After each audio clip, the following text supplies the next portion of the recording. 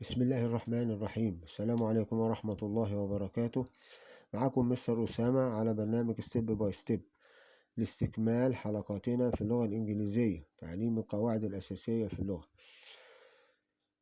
أولا أحب أن أشكركم جميعا على كل ملاحظاتكم وعلى مشاهدات، وأرجو استمرار المشاهدة والاشتراك والشير وكل ما ترونه مناسبا لي حتى أستطيع أن أستكمل مشواري في هذا الموضوع، سائلا أن يتقبله الله وأن يكون نافعا لكم بإذن الله.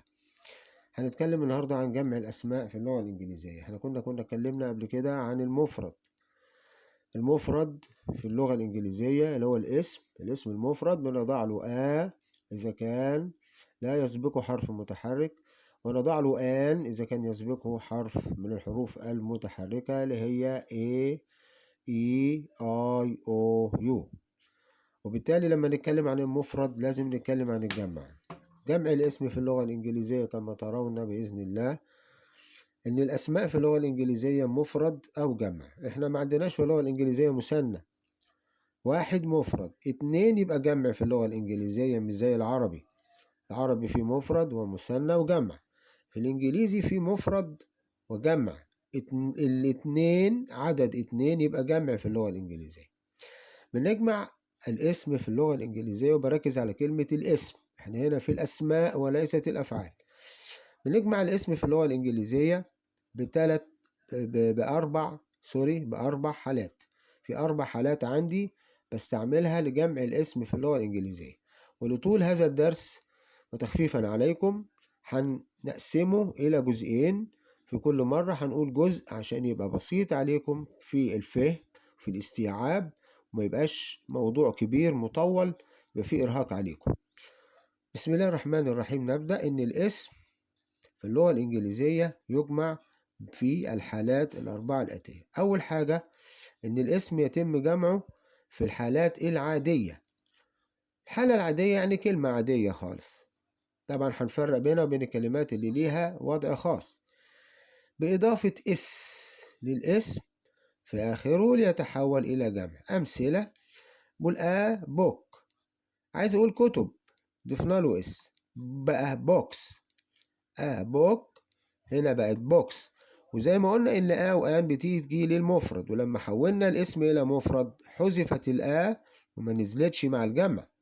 وكذلك كلمة بن يبقى بنز أقلام. جيرل بنت تبقى جيرلز بنات.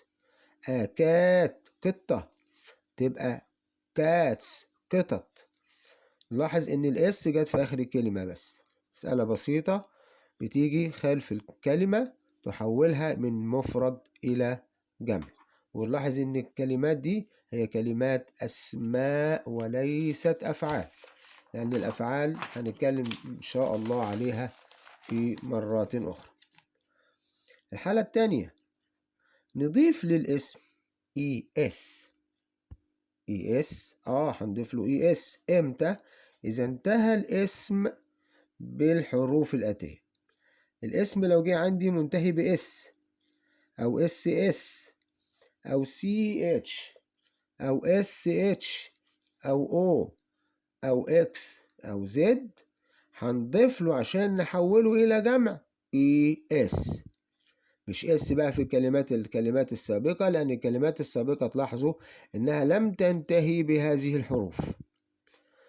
لما أجي أقول باص أتوبيس بقى باصز، ضفنا اس دي للجمع عشان يتحول إلى أتوبيسات. ليه؟ لأنه منتهي بحرف الاس زي ما قلنا هنا أهو. كلاس فصل منتهي اس ضفنا له اس يبقى كلاسز فصول. ديش طبق. طبق ده منتهي بالاس اتش يبقى حطينا له اس بقى ديشز بقى اطباق. بوكس صندوق تحول الى جمع ببوكسز بقى صناديق. يبقى انا عندي ادي قلنا حالتين بمنتهى السهولة والبساطة دون تعقيد، ان الاسم العادي خالص الذي لا ينتهي بهذه الحروف السبعة. نعدهم على ايدينا عشان نقدر نحدد ان احنا حفظناهم ومفيش حاجة ساقطة مننا. اس اس اس سي اتش اس اتش او اكس زد. 1 2 3 4 5 6 7.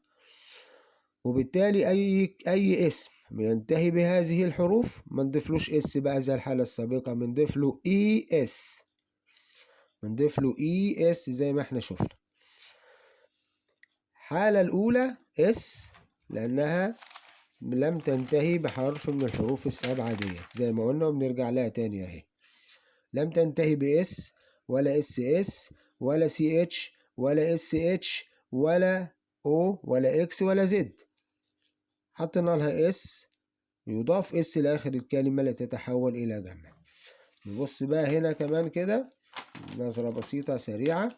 انا عندي اسم بقى دخل في الحالة التانية منتهي بالحروف ديت اس اس اس سي اتش اس اتش او اكس زد.